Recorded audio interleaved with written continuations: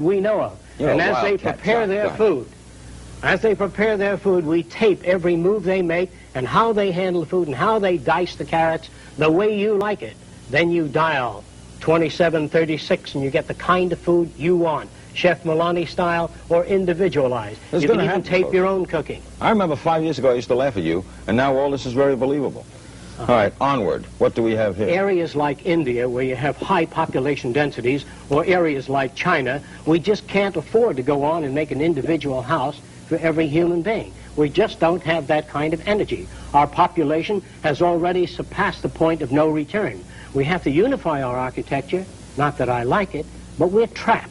We have to unify it and then make art centers, music centers, and gardens between the cities. In India, this would only extend 6 miles, and then you'd have countryside, lakes, and hiking area for most people. But if you try to spread your cities out, as we're doing, you're going to louse up the entire area. Are you betting that people will not declare war on each other so that you can get at building all of this? Well, we don't have much choice. We're going to destroy each other, or we're going to make it. Now, this looks like some sort of submerged stadium with something flying In an away. area like Penicam Park, we might build circular cities in the sea, where the water's about 30, 35 feet deep. Most of the apartment houses will open out into the sea. You can observe marine life and fish swimming by. There'll be no zoos, no seaquariums. Everything will be observed in natural conditions. There will be boating, scuba diving, recreation, and universities built in the sea. Socio-cyberneering encompasses the entire social spectrum. These drawings all made by you? Yes. This might represent an individual house. Most of the homes will be individually contoured. If you're an artist, you'll live in the kind of house that is most suitable to your areas of interest. If you're a technician, a musician, the house will be designed for your needs.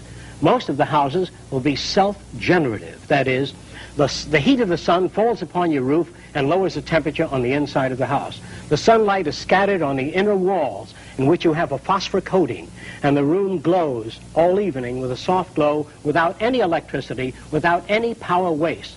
All of the pavement in the area is black. Under the pavement are heating coils, that is, built-in PVC tubing or wiring or conveyor tubing for water. As the sun beats down on the pavement, we get all the hot water we need without burning any fuel, conserving energy all over the world at a much lower cost. Who's going to pay for all this? Where's the money coming from?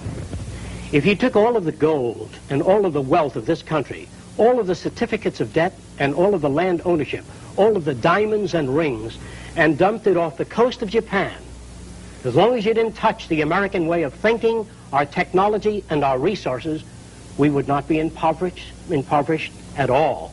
America's wealth is not its gold, is not its banking institutions. These are false institutions, that the entire money-structured and materialistic-oriented society is a false society. 10 or 15 years from now, our society will go down in history as the lowest development in man. We have the brains, the know-how, the technology, and the feasibility to build an entirely new civilization. You believe that we teach competition, that it's not bred into someone? Competition is dangerous, socially offensive, considered right and normal, because you are brought up to that value system. What kind of competition did Jesus have? What kind of competition is there in your body? Suppose your brain said, I'm the most important organ, and the liver said, I am, and I want to go a free enterprise system. You'd rot away in a month if every organ of your body went out for itself. What's this? Some individuals will live in homes of a different design. There will be a wide range of what you call individuality. The city is built to bring out what you call individuality, creativity, thinking, development, to question all things and challenge all ideas. The city is not utopian. It is an open city to develop all ideas, to change our concepts when they need to be changed. And we have a three-phase picture. Architecture will run the gamut, that all the buildings will be earthquake-proof, fire-proof, termite-proof, and shock-resistant, in that they will rest on a particularly designed sand bay so that no direct shock can be transferred to the architecture. There are no fire departments because nothing in the architecture can burn. There are no television sets, radios, tape recorders, or record players.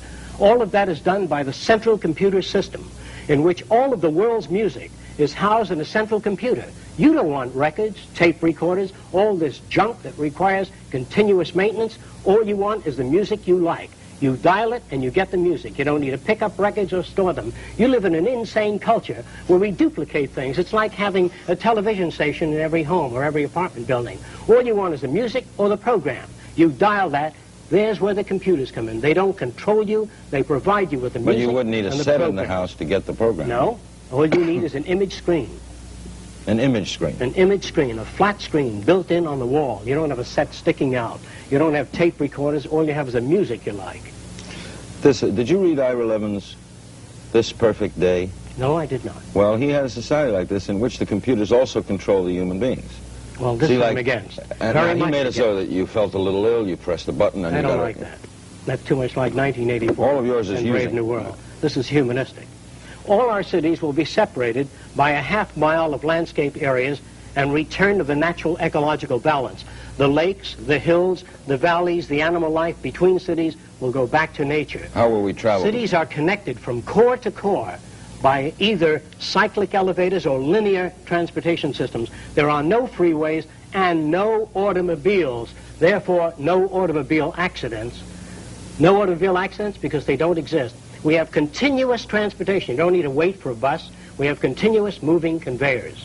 Now, when I get back to money, and you said that it's unimportant, to start this, who will build it? Who's going to build the first? It's a membership organization, and the membership organization is like the members pay about $10 a year, and they get the booklet and the information. They go to meetings, but the funds actually come from donations from organizations and various agencies of the federal government and private foundations to build the first city, to solve the transportation systems, to work out a totally different environment.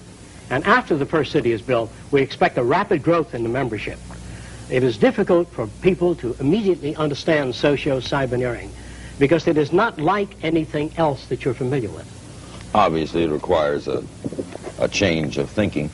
But you're not dull, Jacque. Okay. For example, agriculture. You read of pests, you read of insecticides, you read of DDT, you read of constant spraying contaminating the earth. People get angry. They join environmentalist groups. They try to save our environment, but they come up with no specific ideas.